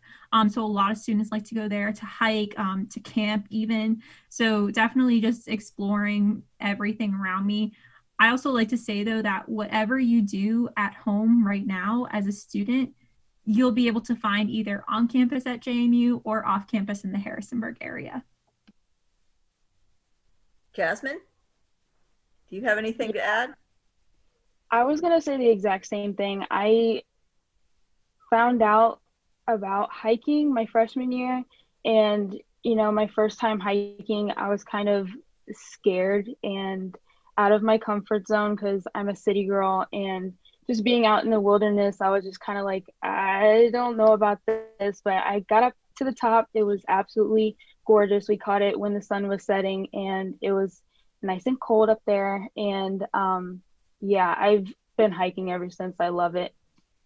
Great. I don't know if either one of you has done the high ropes course, but we have this amazing high ropes course that is operated through our University Recreation Center. And say if a student organization wants to have a leadership day, maybe for their new officers or their new members or something like that, they just have to contact the University Recreation Center, and free of charge, they will have a facilitator work with them. I have done it a couple of times myself. I was scared to death, but I was so happy when when I was able to do it. It gave me a great feeling of accomplishment. Our University Recreation Center also has lots of equipment that you can borrow to take out into, to go hiking. They have kayaks, they have tents. If you want to go camping and maybe that's something that you're used to doing at home or you've never done it, there are people to help you learn how to do that. And about 25 minutes away from us, we have Massanutten Resort. And we have a lot of students who ski over there. There are really inexpensive ski packages, and they will take busloads of students out to go skiing on the weekends. Any faculty members think we've left something out? Okay. Oh, Dr. Hall. Well, one of the things that I know a lot of our students really enjoy is that we have several different farmers markets in the area. And so that's there's downtown, but then there's also some others in Dayton and down Heritage Farmers Market. So I know that is one that they love. There's also a lot of like cool festivals and events that happen in downtown Harrisonburg that our students always get a kick out of. Some of them have never seen a parade go down Main Street before, and we have our parades, I guess not during COVID, but in general. So yeah, that's some of the fun things. And one thing that I know my education students love is the Green Valley Book Fair. So that's just a big fun event to go to. Yeah. Great. Dr. Tang, you had your hand up? I just realized I'd be remiss if I didn't mention Forbes Center for the Performing Arts. The caliber of performances there is through the roof, and it really is. It's the kind of cultural amenity you typically get with a very large city, except that it's very, very accessible, and the student performances are simply outstanding. Right. Okay. If a student is struggling in a class, how would they go about getting extra help and tutoring? Dr. Armstrong, I haven't heard from you yet, so I'm going to hand that one to you, and then I'll come back to you, Georgia Rose. So I think there's a couple of different ways to go about this. Number one, faculty are easily accessible through office hours at the beginning or end of every class session. Most faculty show up and have the opportunity to engage with students and welcome those opportunities either before or after class. As faculty members, we also hold regular office hours right now. Most all of our office hours are virtual, so we have sessions throughout the day, many days a week where we're available to students. But also we're pretty easily accessible via email if that's not an option. The other opportunity would be through our Student Success Center, where again, we've got such entities as the University Writing Center, the Math and Learning Center, Madison Peer Advisors. So I think there's a number of different avenues, whether it's through the faculty or through the Student Success Center, for students to reach out and get help. Great. Yeah, I teach the introductory accounting classes that students often struggle with.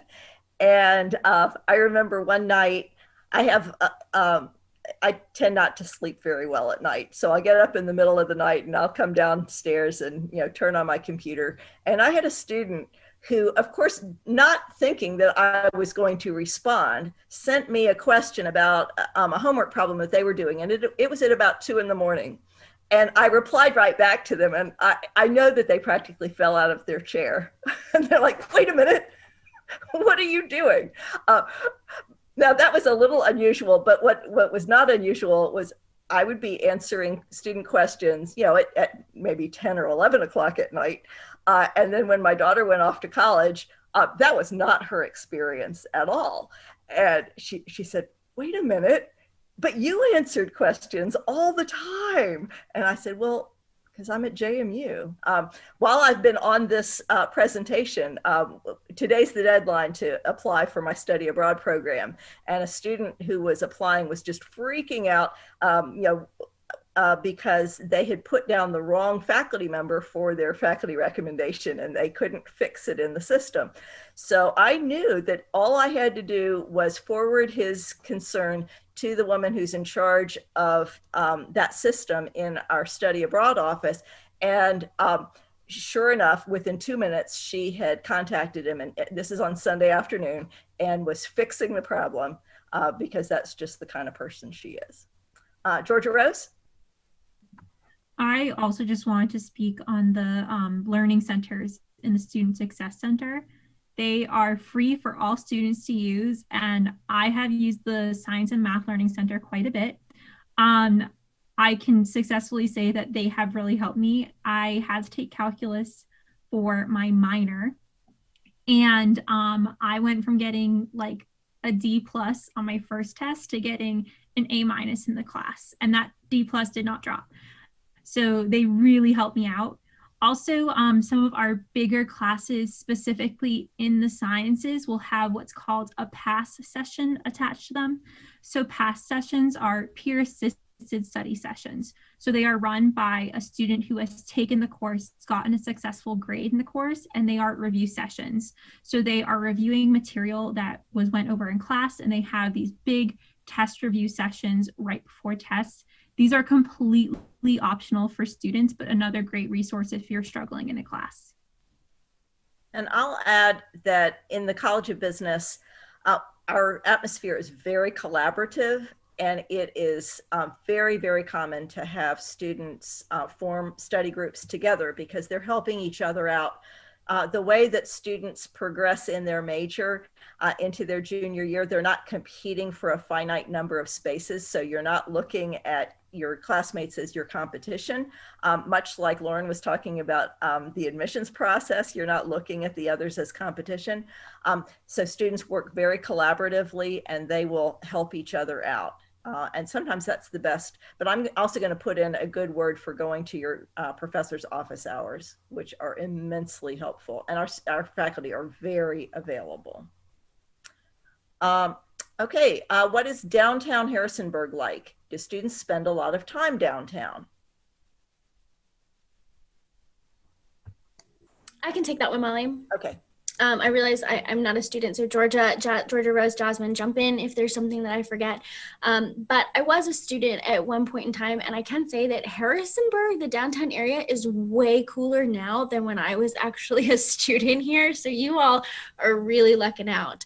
The town itself has really kind of been on this like revitalization kick. So there's a whole just area of like buildings that we're trying to reuse and kind of redo, and it's just a great kind of collaborative, cooperative kind of feeling in downtown. And the university itself is very supportive of local businesses and the local area seems very supportive of our students. So it's really a nice symbiotic relationship. I can't even tell you how many times I'm walking around downtown and I'll just run into some of my students, which is super exciting. So it really does have kind of that small kind of hometown feel to it, but this is not my hometown. So the fact that I also feel that, I think really only just signifies why Harrisonburg is deemed the friendly city in the first place. There's a ton of just really cool like coffee shops and restaurants. We're a culinary district, which is really awesome. And we were also rated as like one of the fastest growing little cities in America a couple of years ago based off of, I want to say like the Travel magazine, which was really cool. So just a lot of different knick-knacky kind of places, a lot of different areas where you can just go and spend your time. And there's also just some really neat surrounding areas. We've got, you know, the lavender farm, we've got a whole sunflower farm and wildflower farm. There's tons of hiking and camping. And like Dara and Jeff said, we've got so many different farmers markets. I mean, this is in Virginia, we produce a lot of our own things. So a lot of our businesses are people that are you know, trying to push out homemade, you know, Virginia-based productions and producers, which I think is just really, really cool. So I'm a big fan of it. Jasmine, Georgia Rose. Okay.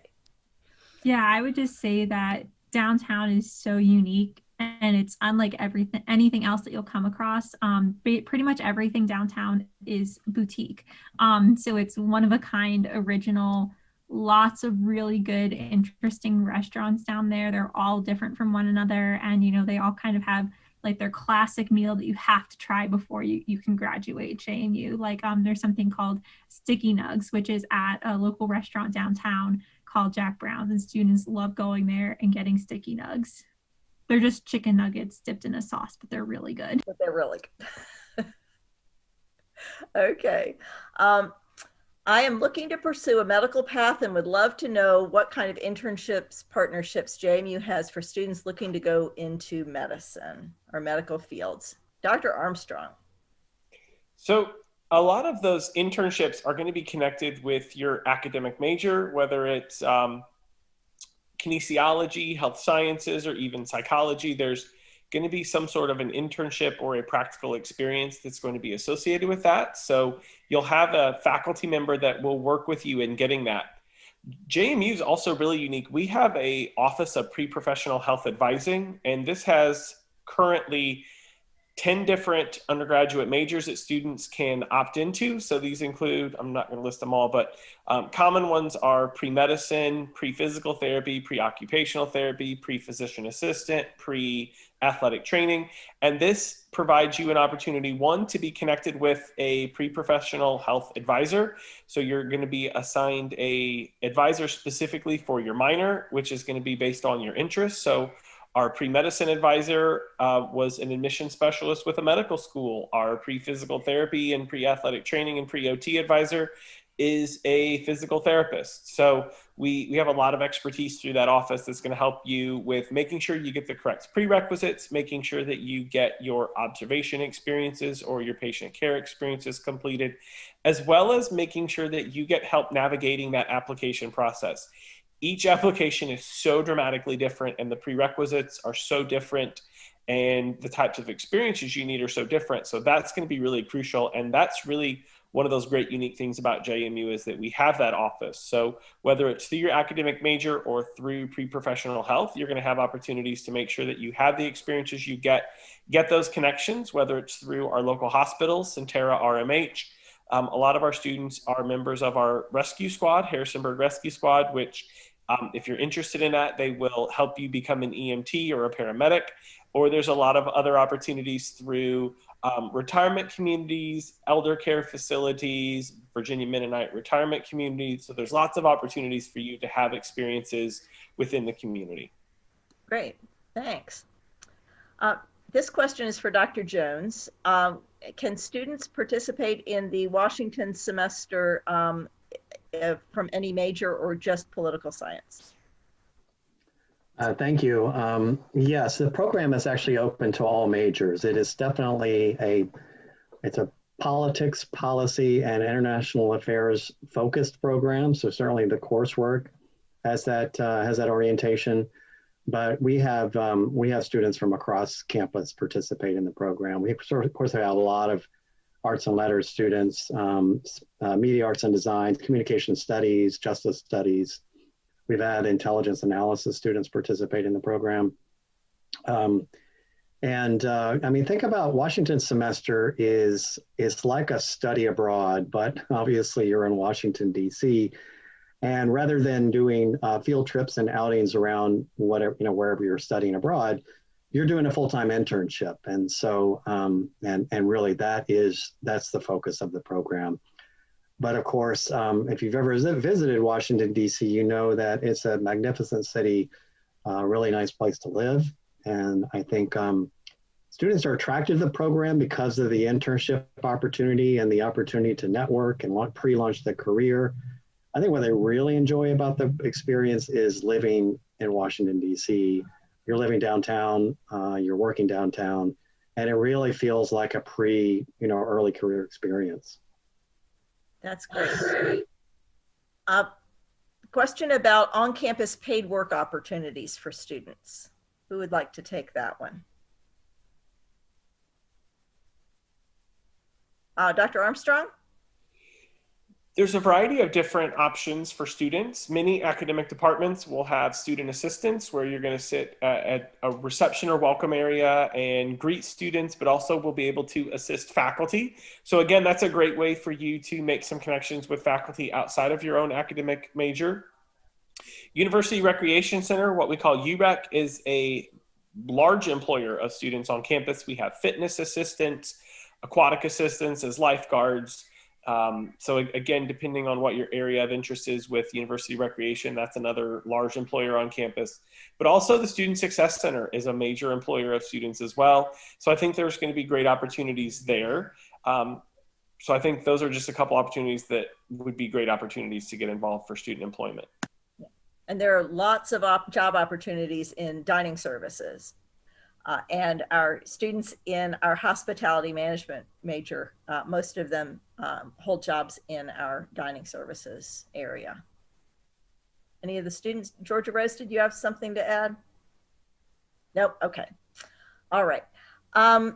Here's one for Lauren and maybe Trent. Do you recalculate a high school GPA for admission when a student has taken dual enrollment classes? How do dual enrollment classes work? Okay, so JMU does not look at high school GPA at all. That number does not give me any information that I am concerned with. When Trent and I are looking at an application, we're looking at it within the context of this specific high school, what the school has to offer, how you chose to use what the school has to offer, and how well you did with that challenge. So if your school offers AP, Honors, IB, dual enrollment classes, I do expect to see it on the transcript. Not that you're taking every single one that is offered, but that you are clearly utilizing the resources available to you and challenging yourself, but finding that happy balance between challenge and grades of A's and B's. So when we get a transcript, we are going to essentially tear that high school transcript down and build it back up based off of those core academic areas. We're looking at program of study, so individual core academic classes, math, English, science, social science, foreign language. We're looking to see when you started in them, when you stopped, how far into each program you went, how difficult it is. Is it AP, Honors, IB, dual enrollment? With context to what your school has to offer, and then individual grades in those core academic classes. So I guess the answer is kind of yes, kind of no. There's no actual number that I'm coming up with. I'm just pulling all of that out to look at it in its most clear, concise, pure form. It's a very holistic approach. So if you might be a little bit weak in one of these areas, I'm looking to see where it's been made up for in other areas. Dual enrollment purposes work two different ways. I need to see that you're taking it, if the school offers it, to show that you're challenging yourself and that you are utilizing these resources. But it also could help you at JMU if you're awarded credit for those classes. So it kind of has two different purposes. I don't need to know if you're receiving credit from JMU for it. I just want to know what grade you've gotten in it and how well you're doing in it and that you've actually taken it. JMU wants to know credit-wise. So kind of two different purposes. Trent, anything to add? I think you covered pretty much everything. That's all. I have nothing else to say. You're good. All right. I have a couple of questions about nursing. And I don't have a nursing faculty here, but let me see if maybe someone from admissions knows this one. What campus is the nursing school in, and can nursing schools participate in the biology residential learning community? I don't know about the residential learning community. I think that that's going to be more of a residence life question. I think since there is a biology major and nursing is not a biology major, I'm almost inclined to say that they probably don't do that, but I am not the authority on that. So I would. Dr. Armstrong, do you have any information about that? I think nursing has their own, if I remember correctly, they have their own residential learning community within residence life. So if you're interested in nursing, when you're filling out your housing application, you would be able to check that you have an interest in the nursing residential living community. Right. And nursing, they are in the College of Health and Behavioral Studies. Yeah, I was just going to say that. Nursing's one of the departments in the College of Health and Behavioral Studies, and that's where I'm at in health professions. And our nursing department is located in our HBS building, which is, if you're looking at our campus map, it's the north area of campus. So it's right on the main side of campus, right off Martin Luther King Jr. Boulevard. All of our classes are predominantly in our Health and Behavioral Studies building. And when students take their anatomy class, that is in Burris. So predominantly, most all of our classes are going to be either in HBS, the Health and Behavioral Studies, or Burris Hall. Great. Since I can't come to visit, what is the community surrounding JMU like? I think we've probably answered that one. What's the closest city to JMU? Well, if you don't count Harrisonburg, we're about 2 hours southwest of Washington, D.C. And we're about an hour and 15 minutes from Charlottesville. So if you're looking for maybe bigger city amenities, that's where you're going to find those. Are we automatically considered for merit aid, or is there an additional application? And there was an earlier question about GPAs for merit aid. Are you automatically considered? I can take that one. Okay. Yes, so students are automatically reviewed for merit-based scholarships. I think scholarships work a little bit differently here at JMU. The Office of Admission does not actually give out merit-based scholarship money. That comes from the departments directly. So when Trent and I are evaluating an application, we're saying, oh, this is a really strong student. And we send those names and that information on to the professors like Molly and Jeff and Dara to be like, hey, these are some really strong students. You might want to consider them when it comes to giving out your merit-based aid. So the scholarships typically come from the departments directly. And for you undecided students, do not worry about that because there is scholarship money specifically for undecided students as well. So every student is automatically considered for that specific scholarship. Dr. Tang? I would just add that in the College of Science and Mathematics and the College of Integrated Science and Engineering, we have second century scholarships that do take a separate application. There's information that I think we're just getting posted right now. There's been delays because there's COVID around actually. But that is one of the scholarships that you would have to apply for separately that you're not automatically considered for. Great. And we have the Centennial Scholars Program also for first generation students, and that requires a separate application. I know that the College of Business and College of Arts and Letters last year joined the JMU Scholarships Hub. And there are some other schools that are starting, with the Scholarships Hub this year. So please visit the JMU Scholarships Hub and make sure that you're applying for anything that comes up on it. It'll give you a list of scholarships that you might be eligible for, that you can apply for. Does JMU offer a 5-year MBA program? We offer a 5-year program with a Master of Science in Accounting. We do have a very good MBA program. We have 3 different programs within the MBA offerings, but like most MBA programs, they are aimed at people who have been out of school for at least a couple of years because the nature of those programs requires students to bring with them some kind of real world work experience. So again, you can stay for a 5th year to get your master's in accounting, but we encourage you for the MBA to go out, work a little while, and then come back. Our MBA programs are either online or some of them are hybrid. So it's pretty easy to participate in the MBA program from wherever you happen to be. Let's see, I live right outside of DC. If I do the Washington semester, can I live at home or do I have to live in the city? Dr. Jones? And you don't have to live, you can live at home. We have a number of students who decide to commute in from their home, or even in some cases find their own housing in the DC area. Most of the students do the housing we arrange in downtown DC, but you certainly can commute. Okay. Oh, good question. How does JMU take into consideration students with dietary restrictions? Georgia Rose. So all of our dining facilities, first of all, have all of the food has a placard label. So that's going to tell you exactly what goes into that food. And especially at our D Hall and E Hall, which are kind of all you can eat residence facilities where you sit down and just get as many plates as you want. And it's before pre-COVID, it was mostly self-serve, but they will have indicators saying, this contains nuts or this contains gluten. Also, both D Hall and E Hall, those all-you-can-eat dining facilities, have a specific station for healthy, clean eating. D Hall actually has a very special room that is called the worry-free zone.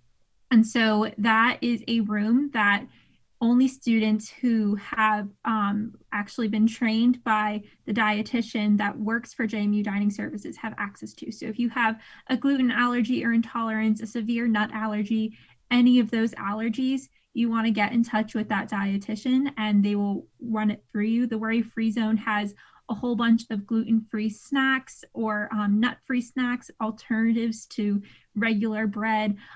They have special microwaves and toasters, so you don't have to be using the communal ones that have all of the food that would not be good for you. So yes, JMU does take into consideration students with dietary restrictions. Yeah, I think we do an excellent job of that. Dr. Tang?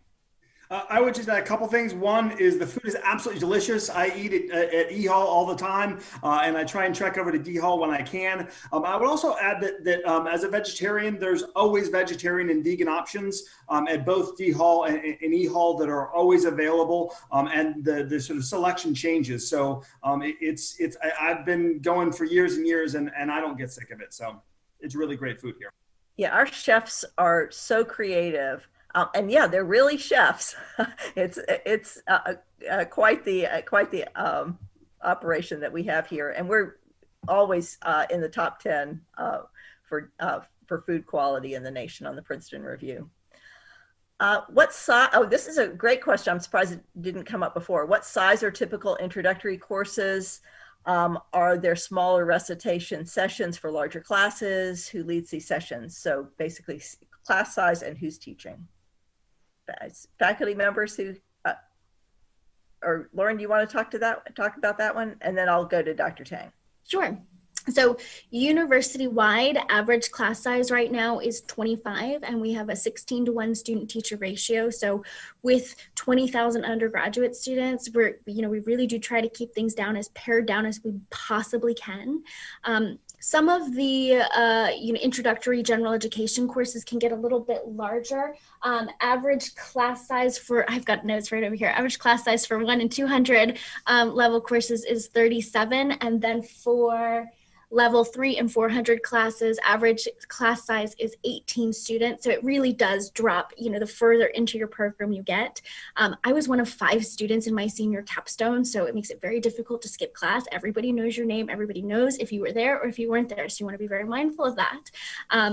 But we really do try to pare things down as best as we possibly can. Great. Dr. Tang? So I would say it varies a lot. The largest classroom that we have on campus is 320 people, and we have one of them. There's another one that is above 250. Everything else is 150 or below. So we don't really have many large classrooms because we don't teach too many of those large classes.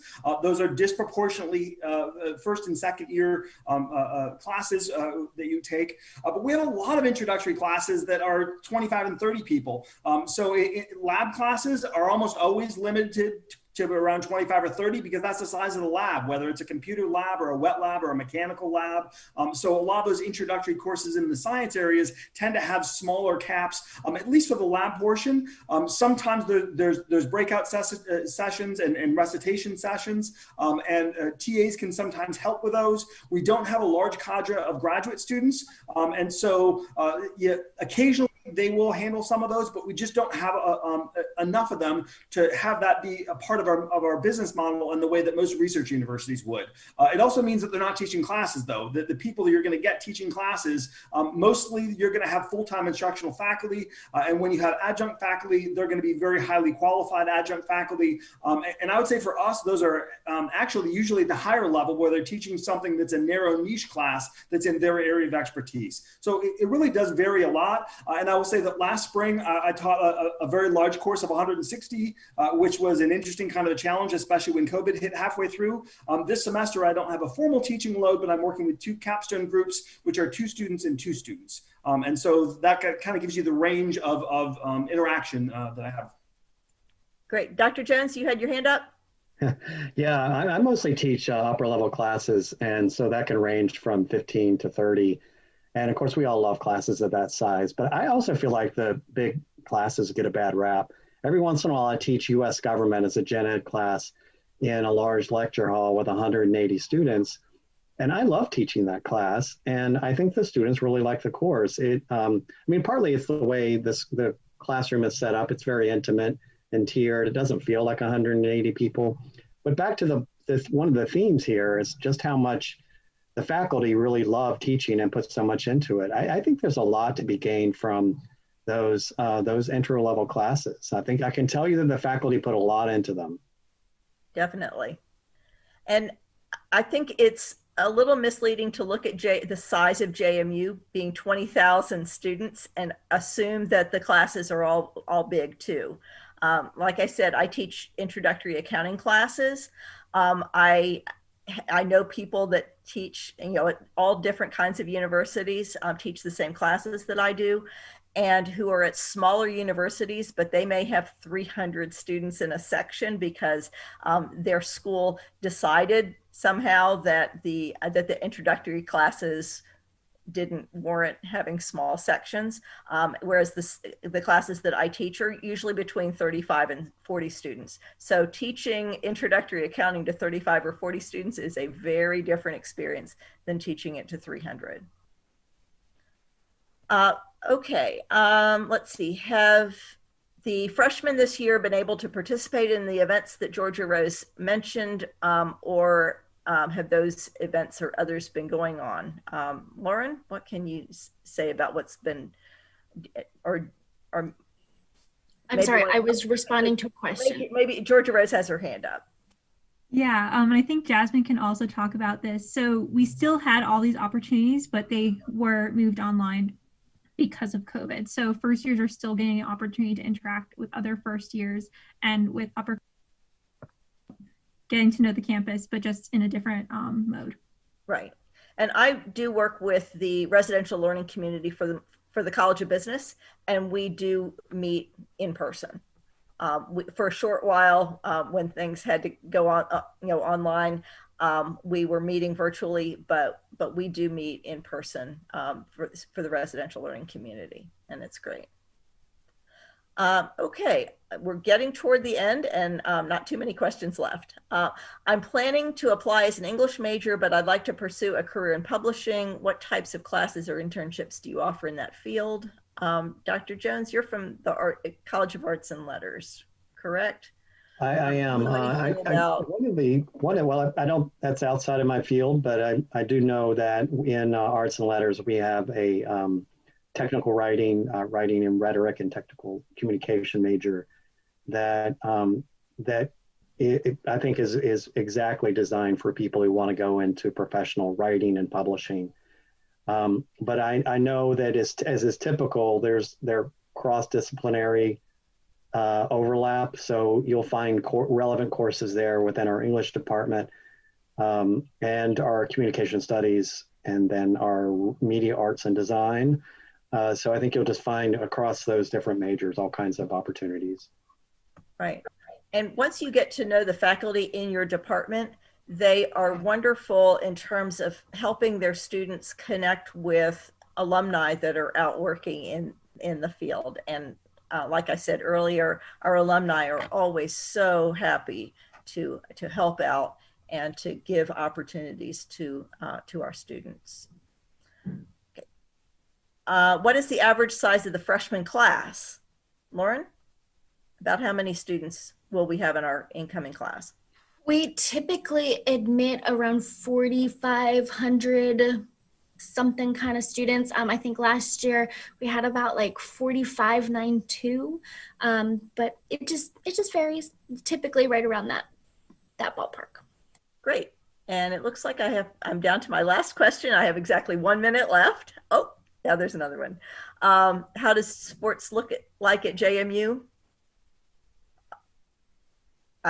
Whether you're playing them or whether you are watching them, we are a Division I school, and so we have a great group of fans.